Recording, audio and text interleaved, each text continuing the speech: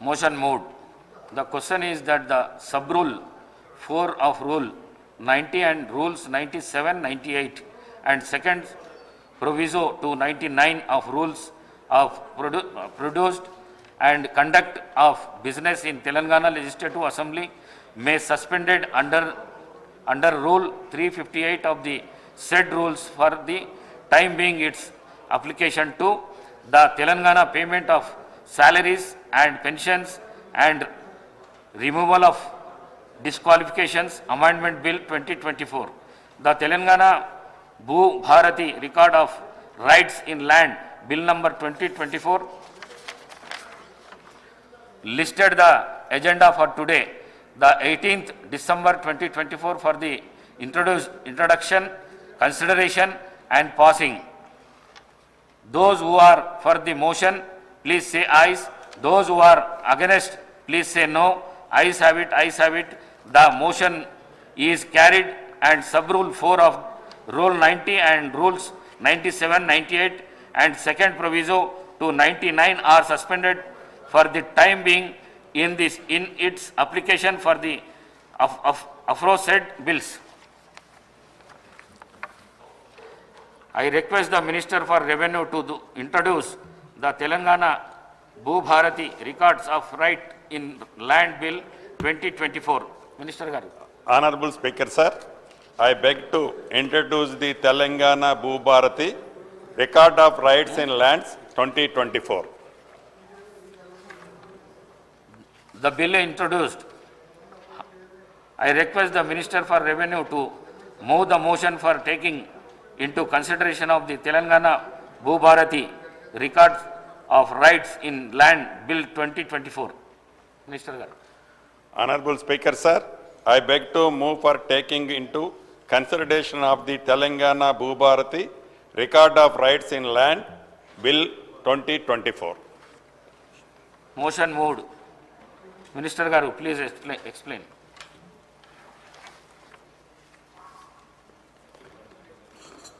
అధ్యక్ష, మీకు గౌరవ ముఖ్యమంత్రి గారికి ఈ సభలో ఉండే సభ్యులకి అదే రకంగా తెలంగాణ రాష్ట్రంలోని భూములున్న ఆసాములందరికీ ఈ బిల్లుని ఈ సభలో ప్రవేశపెట్టే అవకాశం కల్పించిన ఇందిరమ్మ ప్రభుత్వానికి మనస్ఫూర్తిగా కృతజ్ఞతలు చెప్తూ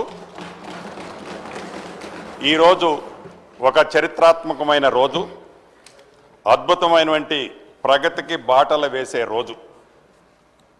భూమి చుట్టూ మనిషి జీవితం ముడిపడి ఉంటుంది.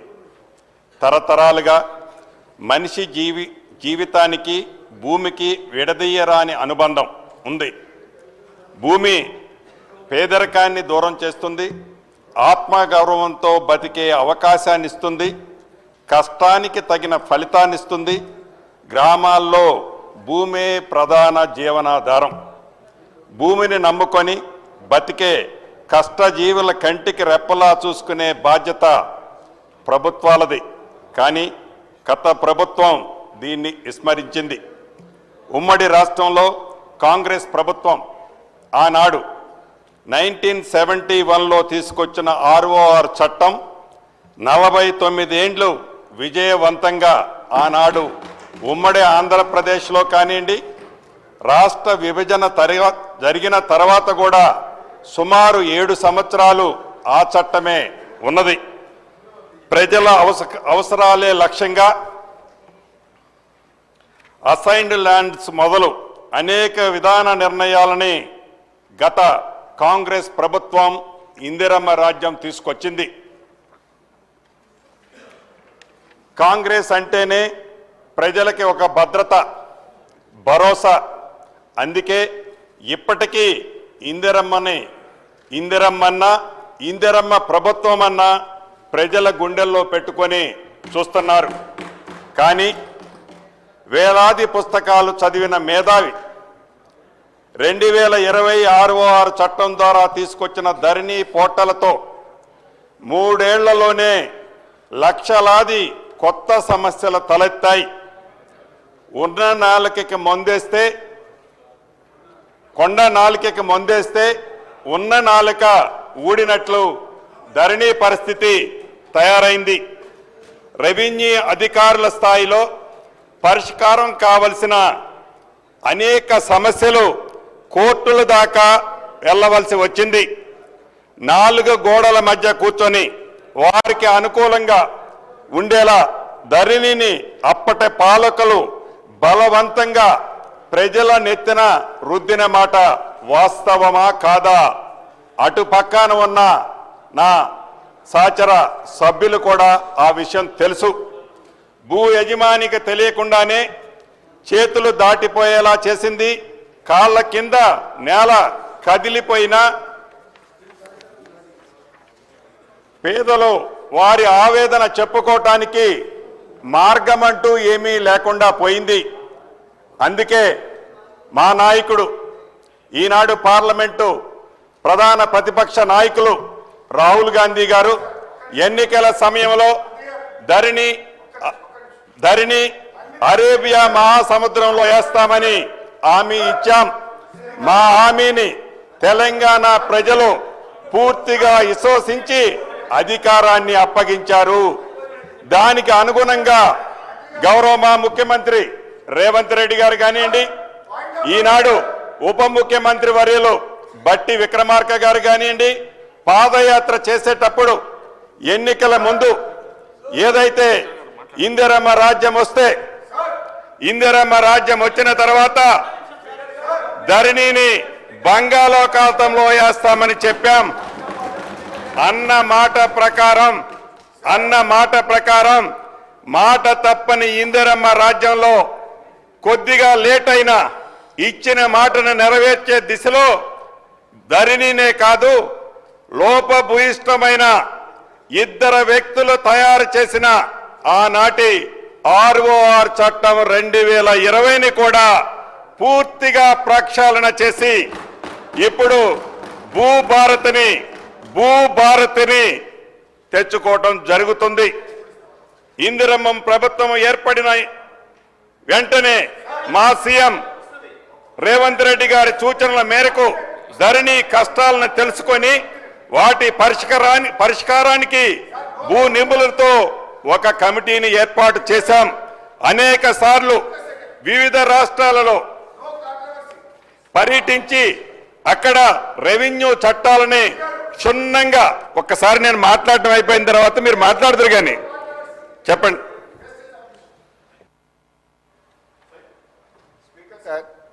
Only submission.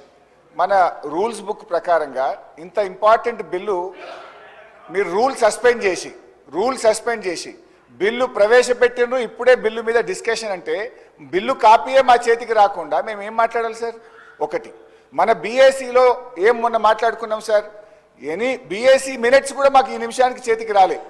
బీఏసీ మినిట్స్ రావు, అసలు ఏ బిల్లు ఎప్పుడు పెడతారో తెలియదు. మీ ఇష్టం ఉన్నప్పుడు రూల్ సస్పెండ్ చేసి బిల్లు టేబుల్ మీద పెట్టి ఇప్పుడే మాట్లాడండి అంటే అసలు బిల్లే మా చేతికి రాకుండా, బిల్లును మేము చదవకుండా ప్రతిపక్షం ఎట్లా పాల్గొంటుంది? మన రూల్ పొజిషన్ అసెంబ్లీ ఏం చెప్తుందంటే, ఏ బిల్ అయినా సరే ముందు రోజు ప్రవేశపెట్టి సభ్యులు ప్రిపేర్ అయ్యి నెక్స్ట్ డే వచ్చి మాట్లాడాలి. మనకు అసెంబ్లీ ఇంకా 2-3 రోజులని నడుపుతారు కదా మీరు. ఓకే, మంత్రి గారిని మాట్లాడమనండి, వీ విల్ కమ్ ప్రిపేర్డ్. ఈ బిల్లు మీద మంచి సూచనలు ఇస్తాం, డిస్కస్ చేద్దాం, మంచి అయింది చెడైంది మేము మాట్లాడదాం. దయచేసి టైం ఇవ్వాలని మీ ద్వారా కోరుతున్నాం. డెఫినెట్లీ అధ్యక్ష, ఈరోజు గౌరవ సభ్యులు హరీష్ రావు గారు బీఏసీకి సంబంధించిన సమాచారం ప్రతి గౌరవ సభ్యులకు మరి లెజిస్లేచర్ సెక్రటరియట్ సంబంధించి పెట్టడం జరిగింది అధ్యక్ష. రెండవది ఎజెండాలో బిల్స్కు సంబంధించిన అంశం పెట్టడం జరిగింది. సరే, వారు అడుగుతా ఉన్నారు సమయం కావాలని. ఆబ్జెక్టివ్ చెప్పిన తర్వాత సమయం అదే కాదు, డెఫినెట్లీ ఆబ్జెక్టివ్ వారు బ్రాడ్గా ఆబ్జెక్టివ్ భూభారతికి సంబంధించి చెప్తా, తర్వాత మరొక విరామం ఇవ్వండి అధ్యక్ష. విరామం ఇచ్చిన తర్వాత మళ్ళీ తిరిగి కన్వీన్ చేయండి అధ్యక్ష. తిరిగి చేసి మరి పూర్తి స్థాయిలో బిల్లు పరంగా చర్చ చేసే కార్యక్రమం చేయండి అధ్యక్ష. మాకేం అభ్యంతరం లేదు. సో ఒక్క నిమిషం, గౌరవ మాజీ మంత్రివర్యులు హరీష్ రావు గారు ఏదైతే వారు రేజ్ చేశారో, నేను కాంట్రవర్సీ మాట్లాడలేదు, కానీ హరీష్ రావు గారు కూడా వారి సూచనలు లిఖితపూర్వకంగా మాకు ఇవ్వటం జరిగింది. వాటిని కూడా ఈ బిల్లులో పొందుపరచబడిను. ఏదైతే హరీష్ రావు గారు ఆనాడు 2020 యాక్ట్ని తయారు చేసే నాడు వారు అక్కడ ప్రధానమైన స్థానంలో ఉన్నారు. ఆ ధరణికి కూడా నాకు తెలిసి వారు చైర్మన్ అనుకుంటాను, చైర్మన్ ఒక కమిటీలో ఏదో పెట్టారు. 2022లో కేసీఆర్ గారికి నియోజకవర్గంలో ముల్కల్పల్లి మండలంలో ఒక గ్రామాన్ని మోడల్గా మీరు చేస్తే ఈ ధరణి మీద వచ్చిన అబ్జెక్షన్స్ అన్నీ కూడా క్షుణ్ణంగా గౌరవ మాజీ మంత్రివర్యులు హరీష్ రావు గారికి తెలుసు. అక్కడ కూర్చున్న వాళ్ళందరూ కూడా ఈ చట్టంతో ఆనాటి ధరణితో బాధితులే. ఆనాటి దొరల గడిల్లో కూర్చొని తయారు చేసిన 2020 చట్టాన్ని పూర్తిగా ప్రక్షాళన చేసి ప్రజల కోరుకునే విధంగా తెలంగాణ భూభారతి డ్రాఫ్ట్ బిల్లుని ఇదే అసెంబ్లీలో ఇదే సంవత్సరం ఆగస్టు 2వ తారీఖున ప్రవేశపెట్టి షార్ట్ డిస్కషన్ కూడా ఈ అసెంబ్లీ సాక్షిగా తమర సాక్షిగా డిబేట్ కూడా చేయటం జరిగింది. అధ్యక్ష, ప్రజల నుంచి రావాల్సిన ఉద్దేశాలతో అదే రోజులో CCLI వెబ్సైట్లో కూడా ముసాయిదా బిల్లుని డ్రాఫ్ట్ బిల్లుని వెబ్సైట్లో పెట్టి సుమారు 40 రోజులు ఆ వెబ్సైట్కి అనేక మంది కవులు, మేధావులు, రిటైర్డ్ రెవెన్యూ అధికారులు, ఉద్యమకారులు, అదే రకంగా ఇందాక నేను చెప్పినట్లు హరీష్ రావు గారు కూడా గౌరవ హరీష్ రావు గారు కూడా 7 పేజీల లెటర్ రాయటం జరిగింది. అదే రకంగా మాజీ పార్లమెంటు సభ్యులు వినోద్ కుమార్ గారు కూడా 5 పేజీల లెటర్ డ్రాఫ్ట్ చేయటం జరిగింది. ఈ రకంగా వందలాది రిప్రజెంటేషన్లు, సూచనలు ఈ డ్రాఫ్ట్ దాని మీద ఇవ్వటం జరిగింది.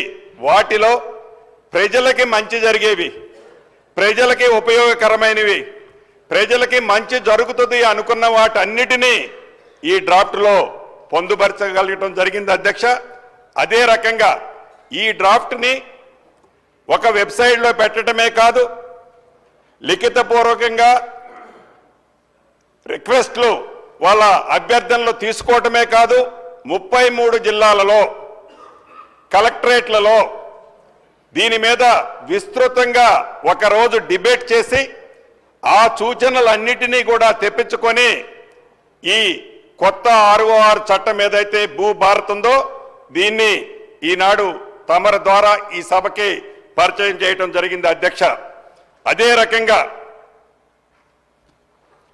చివరికి 2020 చట్టంలో ఒక చట్టం మీద ప్రజల నుంచి అభిప్రాయాలు సేకరించి ఇన్ని రోజులు డిబేట్ చేసి ఇంత క్షుణ్ణంగా పరిశీలించి పరిపరి విధాలుగా దేశంలో ఉండే సుమారు 18 రాష్ట్రాలలోని 6 చట్టాలని క్షుణ్ణంగా పరిశీలించి ఈ డ్రాఫ్ట్ చట్టం తయారు చేయటం జరిగింది. అధ్యక్ష, అంతేకాదు ఈ చట్టంలో గతంలో కొన్ని ఏమి పొరపాట్లు జరిగాయో ఈ సభ ద్వారా గతంలో షార్ట్ డిబేట్ జరిగినప్పుడు చెప్పాను. మళ్ళీ కూడా తమర ద్వారా ఈ సభకే కాకుండా యావత్ తెలంగాణ రాష్ట్ర ప్రజలు ఎవరైతే ఈరోజు లక్షలాది మంది ఈ చట్టం ఎలా ఉంటుందని గడిచిన ఈ సంవత్సరం నుంచి ఎదురు చూస్తున్నారు, వారందరూ ఆమోదయోగ్యంగా ఉండే విధంగా ఈ చట్టాన్ని ఈరోజు తయారు చేయడం జరిగింది. ఉదాహరణకి మహబాద్ డిస్టిక్ ఉంది అధ్యక్ష, దీంట్లో కే సముద్రం మండలంలో నారాయణపురం అనే విలేజ్ ఉంది. ఈ నారాయణపురం అనే విలేజ్లో టిఆర్ఎస్కి సంబంధించిన ఎంపీటీసీ ధరావత్ రవి ఉంటారు. ఈ ధరావత్ రవి ఇందిరమ్మ ప్రభుత్వం వచ్చిన తర్వాత నా దగ్గరకే సుమారు 100 మందితో ఒక 4-5 సార్లు సెక్రటేరియట్లో ఉన్నప్పుడు వచ్చారు. అధ్యక్ష, వారి ఆవేదన బాధ ఏంటి అంటే ఈ 2020 చట్టం రాకముందు ఈ ధరణి పోర్టల్ లేనప్పుడు ఆ గ్రామంలో గిరిజనులకు సంబంధించిన సుమారు 1398 ఎకరాల 3 కుంటలు, అది సర్వే నెంబర్ 149, 150, 154, 165, 166, 168 ఈ సర్వే నెంబర్ల గల భూమి ధరణి రాకముందు ఇది పాస్బుక్లున్నాయి అధ్యక్ష. ఈ పాస్బుక్లున్న భూమి ధరణి అనే కాన్సెప్ట్ ఏదైతే తీసుకొచ్చారో, ఏదైతే 2020 చట్టాన్ని తీసుకొచ్చారో, ఈ చట్టంతో ఆ నిరుపేదలైన గిరిజనులు వారికి తరతరాల నుంచి అనుభవిస్తున్న ఆ భూమి మీద ఉన్న హక్కులతో పాటు మీకు ఈ భూమి మీద ఏమీ హక్కు లేదు, ఇదంతా ఫారెస్ట్ ల్యాండ్ అని తేల్చడం జరిగింది. అది ఆ ధరణి వెబ్లో కనిపించడం వల్ల అతను ఆనాడు ప్రభుత్వంలో ఉన్న ఎంపీటీసీ అనేక పర్యాయాలు అనేక సందర్భాలలో ఆ ప్రాంతానికి పోయే మంత్రులను కానివ్వండి, ప్రజాప్రతినిధులు కానివ్వండి, వందలాది మంది చెప్పులు అరిగిందాకా తిరిగారు. కానీ వారు ఏర్పాటు చేసిన ధరణి, వారి ప్రజాప్రతినిధి ఎంపీటీసీ కూడా న్యాయం చేయలేని పరిస్థితిలో ఆ చట్టాన్ని, ఆ వెబ్సైట్ని వాళ్ళు ఏర్పరచుకొని బాధపడ్డ సందర్భాలు ప్రత్యక్షంగా ఇందిరమ్మ రాజ్యం వచ్చిన తర్వాత నాకు కానీ మిగతా సహచర మంత్రులకు కానీ ఆ రవి అనే వ్యక్తి వచ్చి చెప్పడం జరిగింది. దాన్ని పరిష్కార మార్గం చాలా వరకు ఇందిరమ్మ ప్రభుత్వం అంటేనే పేదోళ్ల ప్రభుత్వం కాబట్టి దాన్ని పరిష్కార మార్గం కనుగొనే కార్యక్రమాన్ని చేపట్టడం జరిగింది. ఇలా ఒక ఎగ్జాంపుల్ మీ తమరి దృష్టికి తెచ్చాను. లక్షలాది మంది తెలంగాణ రాష్ట్రంలో ఈ ధరణి వల్ల కానీ 2020 చట్టం వల్ల కానీ ఇబ్బంది కలిగిన మాట ముమ్మాటికి వాస్తవం. ఇక్కడున్న అటుపక్క కూర్చున్న సభ్యులు ప్రత్యక్షంగా చెప్పలేకపోవచ్చు, ఆ పేర్లు కూడా నేను కోట్ చేయను.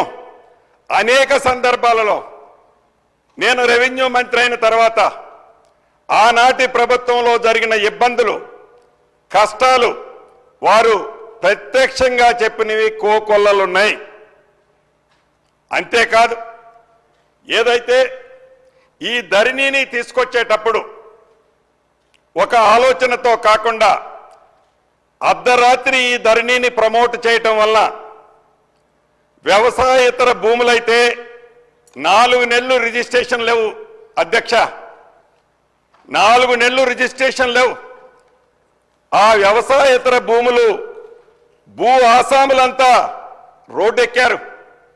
అదేవిధంగా వ్యవసాయ భూములైతే సుమారు 2 నెలలు రిజిస్ట్రేషన్ లేవు.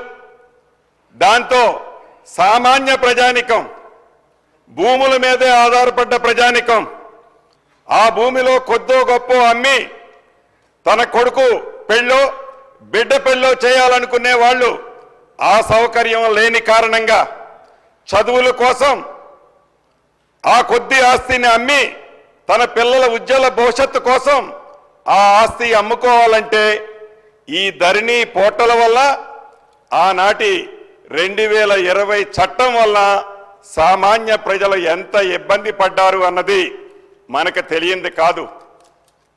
ఇది నేనేదో మీ ముందు చెప్పటమేనో, ఆనాటి ప్రభుత్వాన్ని విమర్శించాలనో, ఉద్దేశపూర్వకంగా ఎన్నికల ముందు మేము అన్నాము కాబట్టి బేషజాలకుపై ఈ చట్టాన్ని మార్చాలనో ఉద్దేశం కానే కాదు అధ్యక్ష. ఈ చట్టంలో మంచి అంశాలు కూడా ఒకటి ఉంది. ఆ వివరాలు చెప్పేటప్పుడు తప్పకుండా మంచి చేసిన దాన్ని ఆనాటి ముఖ్యమంత్రి గారిని వారి సూచనలు ఇచ్చిన సలహాదారులు కానీ తప్పకుండా పొగడటం కూడా జరుగుద్ది అధ్యక్ష.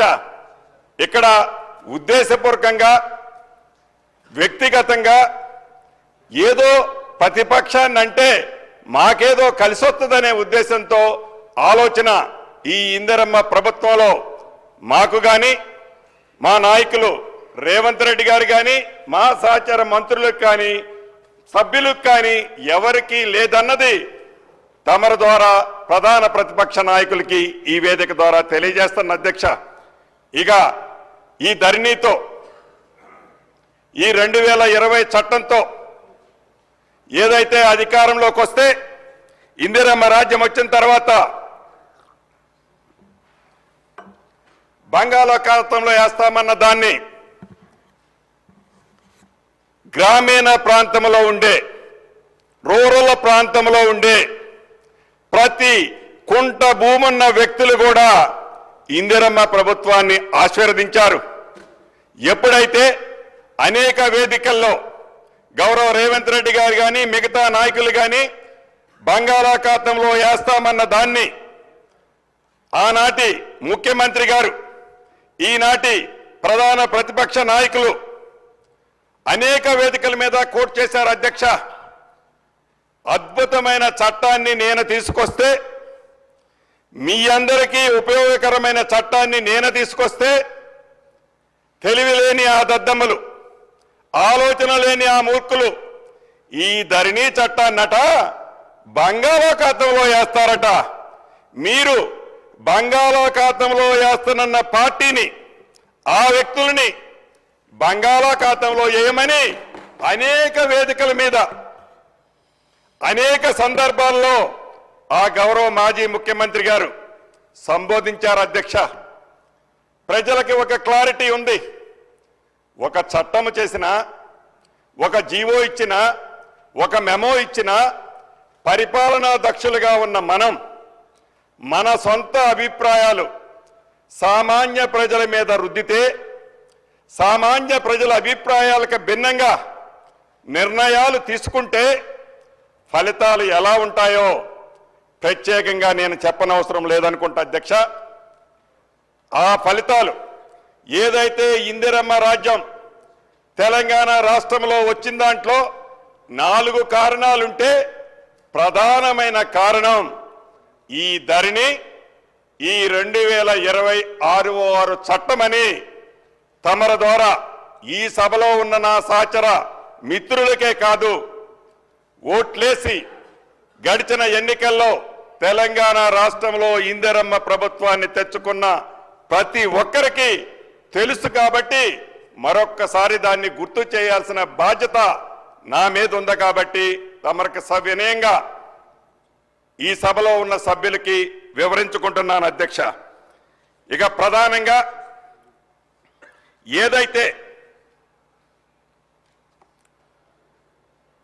ఈ తెలంగాణ భూభారతి 66/2024 చట్టంలో కొన్ని ప్రధానమైన అంశాలని తమరి ద్వారా ఈ సభలో ఉన్న సభ్యులకే కాకుండా రాష్ట్రంలో ఉండే లక్షలాది రైతన్నలకు భూమినే నమ్ముకొని భూమే వారి జీవితం అనుకునే వారికి ఉపయోగపడే విధంగా కొద్దిగా టైం తీసుకున్నా, అనుకున్న టైంకి ఈలేకపోయినా, సంవత్సరం అయింది ఇంకా మీ చట్టం ఎప్పుడు తీసుకొస్తారు, ధరణి ఎప్పుడు బంగాళాఖాతంలో వేస్తారని అనేక సందర్భాల్లో అనేక మంది మిత్రులు వేదిక మీద కూడా దాన్ని వక్ర రూపంలో మాట్లాడారు అధ్యక్ష.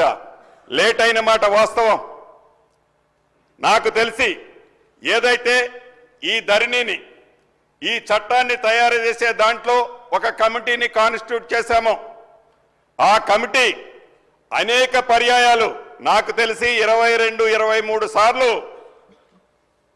ప్రజల నుంచి వివిధ అభిప్రాయాలు సేకరించిన తర్వాత కూడా 22-23 సార్లు డ్రాఫ్ట్లు మారుస్తూ రాత్రి కూడా 1-2 అంశాల్లో పరి విధాలు ఆలోచించి సామాన్య ప్రజలకు ఇబ్బంది కలగకుండా ఉండే విధంగా ఈ చట్టాన్ని తేవాలని ఆ దిశలో లేట్ అయిందే తప్ప చట్టాన్ని సభలో ప్రవేశపెట్టాలి అనుకుంటే, ఏదో ఒక చట్టం ప్రజల మీద సామాన్యుల మీద రుద్దాలి అని అనుకుంటే ఇంత టైం పట్టి ఉండేది కాదు అధ్యక్ష. ఎందుకంటే ఒక చట్టాన్ని చేసేటప్పుడు ఆ చట్టంలో గతంలో జరిగిన పొరపాట్లు మళ్ళీ తిరిగి పునరావృతం కాకుండా ఉండే విధంగా పరిపరి విధాలుగా ఆలోచించి ప్రతి లైను క్షుణ్ణంగా పరిశీలించి అనుభవజ్ఞులైన అధికారులే కాదు మేధావులతో చర్చించి ఈ చట్టాన్ని తయారు చేయటం జరిగింది అని తమరి ద్వారా మరొక్కసారి ఈ సభలో ఉన్న సభ్యులకి రాష్ట్ర ప్రజలకి కూడా తెలియజేస్తున్నాను అధ్యక్ష. ప్రధానంగా కొన్ని అంశాలు తమరి ముందుంచుతాను. ఈ 2020 చట్టంలోని తప్పులని అధ్యయనం చేసి ఈ భూభారతి ద్వారా పూర్తిగా ఎవరైతే నిరుపేదలున్నారో ఈ రాష్ట్రంలో భూములున్న వాళ్ళు 5 కుంటలు 10 కుంటలు 20 కుంటల భూములుండి ఆ భూమి ఫిజికల్గా అంటే పొజిషన్లో వాళ్ళు ఉన్నారే తప్ప పేపర్ మీద లేక ఇబ్బంది పడుతున్నారో భూములున్న ప్రతి వారికి పూర్తి భద్రత కల్పించే విధంగా ఈ 2024 చట్టాన్ని తయారు చేశామని సవినయంగా మరొక్కసారి తెలియజేస్తున్నాను అధ్యక్ష. ఏదైతే ధరణిలో పార్ట్ బికు సంబంధించి 18,26,26,000 ఎకరాలు పార్ట్ బిలో ఉంది అధ్యక్ష. ఈ పార్ట్ బిలో ఉండే 18,26,000 ఎకరాలని ఈ చట్టము ద్వారా అది ప్రైవేటు భూమా గవర్నమెంట్ భూమా ప్రైవేటు భూమై 2014కు ముందు పాస్బుక్లుంటే ఏ కారణం చేత ఈనాడు దాన్ని పార్ట్ బిలో పెట్టారు. ఇది కోర్టులలో ఉన్నదైతే కోర్టుల పరిధిలో ఉన్నదైతే దాని గురించి మనం దీంట్లో చర్చించడంలా, ఎందుకంటే కోర్టు నిర్ణయించిన తర్వాతే దాన్ని మనం పరిష్కరించగలుగుతాం. అదే రకంగా ప్రభుత్వానికి సంబంధించిన అది ఫారెస్ట్ ల్యాండ్ కావచ్చు, వక్ఫ్ బోర్డు ల్యాండ్ కావచ్చు, ఇంకా దేవాలయ భూములు కావచ్చు, ఇతరత్ర ప్రభుత్వానికి సంబంధించిన సంస్థల్లో ఉన్న భూములని బైఫర్కేట్ చేసి ప్రజలకు సంబంధించిన ఆస్తులకి పూర్తి భద్రత ఈ పార్ట్ బిలో ఉన్న వాటిని ఈ చట్టం ద్వారా పరిష్కరించడం జరుగుద్ది అధ్యక్ష. అదే రకంగా గ్రామీణ ప్రాంతంలో ఉండే ఇళ్లుంటాయి అధ్యక్ష. ఆ ఇళ్లున్న స్థలాలకి ఇంటికి పరిసర ప్రాంతాల్లో ఉండే స్థలాలకి వాటికి ఏ రకమైన టైటిల్ ఉండదు అధ్యక్ష, ఏ రకమైన పేపర్ ఉండదు అధ్యక్ష. అటువంటి భూములు ఏవైతే ఆబాదీ భూములు కానీ అదే రకంగా గ్రామ కంటాలు కానీ వీటిని ఆబాదీ భూములకి గ్రామ కంటాల భూములకి పరిష్కార మార్గాన్ని కనుగొనేది ఈ చట్టంలో పొందుపరచడం జరిగింది. ఈ ఆబాదీ భూములకి రాబోయే రోజుల్లో వాటికి కూడా చట్టబద్ధతతో పాటు ఒక కార్డుని అంటే వారికి హక్కు ఉన్న కార్డుని పూర్తిగా ఈ చట్టంలో పేర్కొనబడింది. అదే రకంగా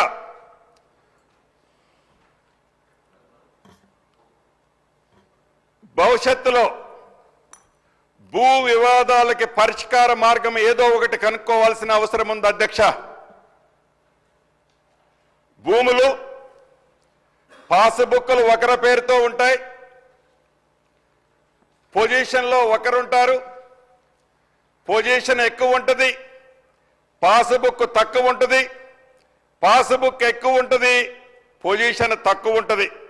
దీనికి పరిష్కారం పొజిషన్లో ఎవరికి ఎంత భూమి ఉందో సర్వే చేయాల్సిన అవసరం ఉంది. దీనికి శాశ్వత పరిష్కారం తెలంగాణలో ఉండే ప్రతి ఎకరాకి ఒక భద్రత మనం కల్పించాలి అంటే పొజిషన్లో ఎవరున్నారు అనేది సర్వే చేసి దానికి సంబంధించిన పూర్తి రికార్డు పూర్తి హక్కులు కల్పించేది ఈ చట్టంలో పేర్కొనబడింది అధ్యక్ష. ఇది కష్టంతో కూడుకున్న పనే. కొన్ని చోట్ల ఒక 5%, 10% విమర్శలు వచ్చే మాట వాస్తవం. అయినా కూడా ఇప్పుడే కాకుండా ఒక పద్ధతి ప్రకారం దీన్ని సేకరించే విధంగా చట్టంలో ప్రయోజనం కల్పించడం జరిగింది అధ్యక్ష. అదే రకంగా ఇక రిజిస్ట్రేషన్ చేసేటప్పుడే దస్తావేజులున్న రిజిస్ట్రేషన్లో చేసేటప్పుడే ఆ భూమిని ఎవరైతే కొనుక్కుంటారో వారికి అదే నిమిషంలో మ్యుటేషన్ కలిగే అవకాశాన్ని గత ప్రభుత్వం కల్పించింది అధ్యక్ష. నాకు ఒక డాక్యుమెంట్ ద్వారా ఒక ఆస్తి సక్రమిస్తే ఆ ఆస్తిని నేను వేరే వాళ్ళకి అమ్ముకునేటప్పుడు నా ఆస్తి నాకేదైతే టైటిల్లో నా పేరుందో ఇమ్మీడియట్లీగా ఆ ఆస్తిని కొనుక్కునే వాళ్ళకు కూడా మ్యుటేషన్ చేసే అంశాన్ని అన్నిటికీ అదే పెట్టారు. మేము ఈ చట్టంలో దీన్ని 3 రకాలుగా విభజించడం జరిగింది అధ్యక్ష. మొదటి అంశానికి సంబంధించి ఏదైతే క్లియర్ టైటిల్తో భూములు అమ్ముకునేటప్పుడు కొనుక్కునే వారికి డాక్యుమెంట్తో పాటు మ్యుటేషన్ కూడా చేసే హక్కు 2020 చట్టంలో ఆనాటి మాజీ ముఖ్యమంత్రి గారు పెట్టడం జరిగింది. దాన్ని యాజ్ ఇట్ ఈజ్గా ఏ బేషిజాలకి పోకుండా అది మంచిది కాబట్టి దాన్ని యాజ్ ఇట్ ఈజ్గా ఉంచటం జరిగింది. అది ఒక్కటే ఈ 2020 చట్టంలో మంచి కార్యక్రమం. దాంట్లో కూడా ఒకటి మిస్ అయ్యారు అధ్యక్ష. ఏం మిస్ అయ్యారంటే దాంట్లో గౌరవ హరీష్ రావు గారు రాసిన లెటర్లో కొన్ని పాయింట్లో ఇది కూడా మెన్షన్ చేశారు అధ్యక్ష. దాన్ని కూడా పరిగణనలోకి తీసుకున్నాం ఈ చట్టంలో. ఏదైతే డాక్యుమెంట్ ద్వారా రిజిస్ట్రేషన్ జరిగిందో మ్యుటేషన్ అయిందో దాంట్లో కూడా ఏదైనా అబ్జెక్షన్స్ ఉంటే ఏదో ఒక ప్లాట్ఫారం మీద వాళ్ళు అప్లై చేసుకునే విధంగా ఈ డాక్యుమెంట్ ఎంఆర్ఓ గారి దగ్గర రిజిస్ట్రేషన్ అవుతుంది కాబట్టి నెక్స్ట్ అప్పీల్ అథారిటీ ఆర్డీఓ గారు కలెక్టర్ గారికి పెట్టడం జరిగింది అధ్యక్ష. ఎవరికైనా అభ్యంతరం ఉంటే అప్పీల్ అథారిటీని ఈ చట్టంలో పొందుపరచడం జరిగిందని తమర ద్వారా ఈ సభ్యులకి ప్రజలకి తెలియజేయడం జరుగుతుంది అధ్యక్ష. అంతేకాదు ఏదైతే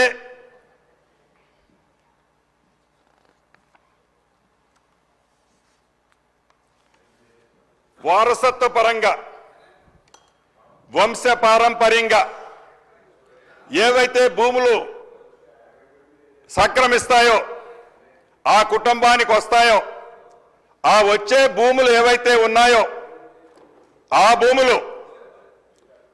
భూములు వారు రిజిస్ట్రేషన్ చేసేటప్పుడు గత చట్టంలో సేమ్ ఇందాక డాక్యుమెంట్తో ట్రాన్స్ఫర్ అయ్యేది ఎలా ఉందో అదే విధంగా ఇక్కడ కూడా పొందుపరచడం ఆనాటి 2020 చట్టంలో ఉంది అధ్యక్ష.